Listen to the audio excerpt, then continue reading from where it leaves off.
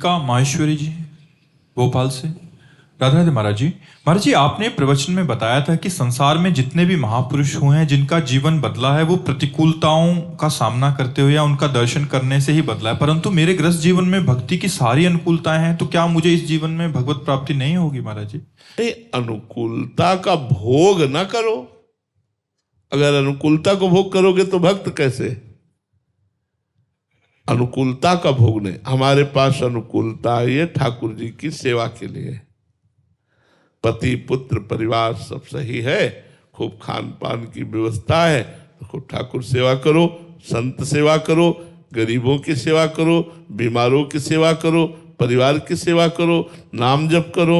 जरूरी है, प्रतिकूलता है, बड़ी कृपा है आपके ऊपर, लेकिन तैयार रहो, दिन है, रात आएगी, तैयार रहो। ऐसा ना सोचो सब दिन होत ना एक समान। प्रतिकूलता कदम पे कदम हमारी आध्यात्मिक प्रकाश को प्रकाशित करती है। हमारा जीवन प्रतिकूलताओं से भरा रहा है और आज भी भरा है। कि आपको तो अभी छोड़ देना चाहिए महाराज। अब उनको हम क्यों कहें? उनकी इतनी कृपा है कि ऐसी प्रतिकूलता में भी वो सत्संग करवा रहे हैं, ऐसी प्रतिकूलता में भी वो भागवती दिनचर्या चलवा रहे हैं। आपकी जय हो प्यारे, आपका मंगल हो प्यारे, आप सुखी रहो प्यारे। आपने बहुत कृपा की है, बहुत कृपा हमारे ऊपर है। ये तो हम आपको दर्शन करा रहे, बकाया हमें प्रतिकूलता का बोध नहीं है। हमें प्रतिकूलता का, आपको सच्ची कहते हैं, हमें प्रतिकूलता का बोध नहीं कि मेरे प्रभु ने प्रतिकूलता दी, मुझे कृपा ही कृपा दिखाई दे रही। सभी महापुरुषों के चरित्रों में तो महाराज जी यही आता है, इतनी बड़ी प्रतिकूलता की एक आम इंसान हिल जाए महाराज जी। भक्तमाल में चरित्र पढ़ने को मिलते हैं, ब्रज के भक्तों में मिलते हैं, तो महाराज जी ऐसा क्यों महाराज जी?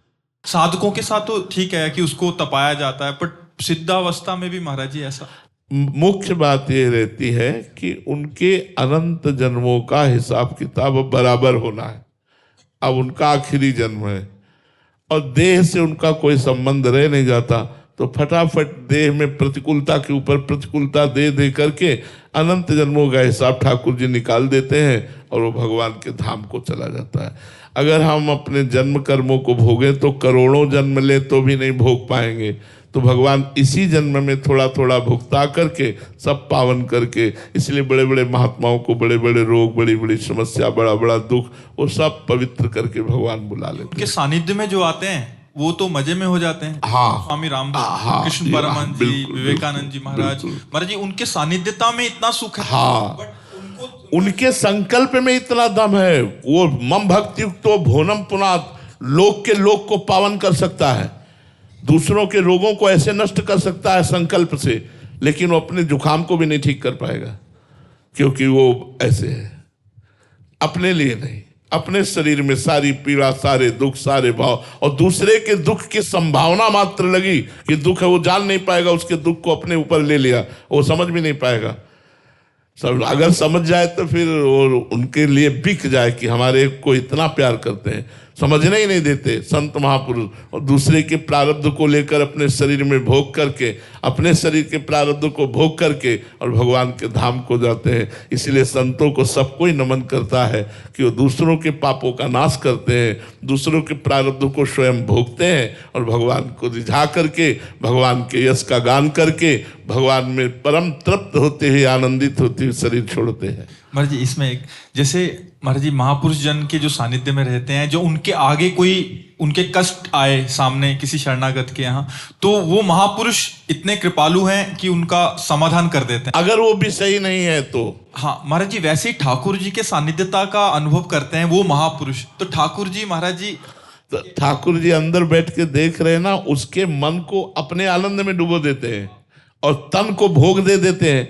तो तन में, जैसे डॉक्टर यहाँ ऑपरेशन करता है तो यहाँ शून्य का सुई लगा दिया, अब उसको पता है कि जो मैं चाकू मार रहा हूं इसमें इसको बिल्कुल कष्ट नहीं होगा क्योंकि मैंने पहले शून्य कर दिया है।